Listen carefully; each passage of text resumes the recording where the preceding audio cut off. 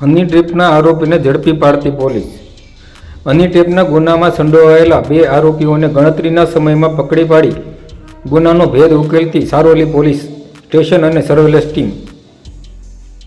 ગઈ તારીખ 3/12/2024ના રોજ ફરિયાદીશ્રીએ પ્લેટ નંબર 301 ઈશ્વર દર્શન એપાર્ટમેન્ટમાં કુંભારિયા ગામ સુરત ખાતે મહિલાને મળવા માટે આવેલ। તે દરમિયાન તેઓ એક રૂમમાં મહિલા સાથે બેસેલા હતા ત્યારે 4 અજાણ્યા ઈસમો પોલીસ તરીકેની ઓળખ આપી, અમે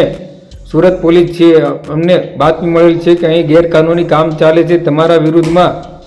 FIR ફાડવાની છે, પ્રેસ મીડિયાને બોલાવીશું, તું હવે જેલમાં જવાનો છે, તારું નામ શું છે, તું ક્યાં રહે છે, શું કામ કરે છે, અહીં કેમ આવ્યો છે, તું આવા ખરાબ ધંધા કરે છે, તને શરમ નથી આવતું, તેવું કહી ધમકાવી ગાલ પર ઝાપટો મારી ગંદી ગાળો આપી તેની પાસેથી રોકડ રકમ 41,000 તથા 2,02,358 તથા 61,000 તથા 74,000 તથા 75,000 ઓનલાઈન મની ટ્રાન્સફરથી મેળવી કુલ રૂપિયા 4,53,358 બળજબરીથી પડાવી લીધેલ હોય, ફરી વખત અહીંયા આવી નહીં તેમ કહી ફરિયાદીને જવા દીધેલ।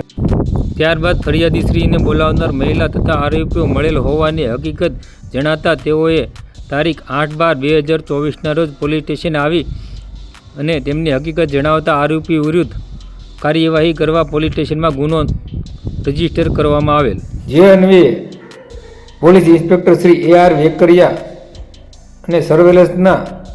સ્ટાફના police sub inspector SB Nakum તથા સર્વેલન્સ સ્ટાફના માણસોની ટીમ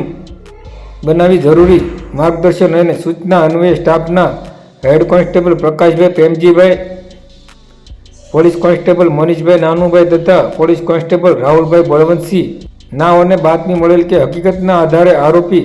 મહેશભાઈ મથુરભાઈ બલદાણિયા તથા દુર્ગાદેવી ઉર્ફે દક્ષા મહેશભાઈ મથુરભાઈ બલદાણિયા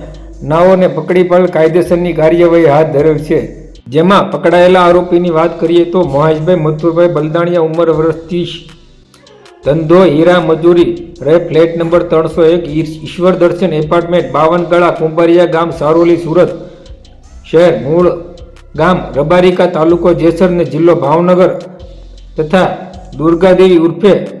દક્ષા મહેશભાઈ મથુરભાઈ બલદાણિયાને પકડી પાડી આગળની કાર્યવાહી હાથ ધરેલ છે। આ કામગીરીમાં પોલીસ ઇન્સ્પેક્ટર AR વેકરિયાની આગેવાની હેઠળ સર્વેલન્સના police sub inspector SB Nakum તથા ASI રમેશભાઈ હરિભાઈ તથા ASI મિત્તલબેન પંકજભાઈ તથા હેડ કોન્સ્ટેબલ પ્રતાપસિંહ વિજુભાઈ તથા હેડ કોન્સ્ટેબલ બળદેવસિંહ ભરતભાઈ તથા હેડ કોન્સ્ટેબલ પ્રકાશભાઈ પ્રેમજીભાઈ તથા પોલીસ કોન્સ્ટેબલ મનીષભાઈ નાનુભાઈ તથા પોલીસ કોન્સ્ટેબલ રાહુલભાઈ બળવંતસિંહ તથા પોલીસ કોન્સ્ટેબલ પ્રદીપભાઈ ભગવાનભાઈ એ કામગીરી કરી હતી।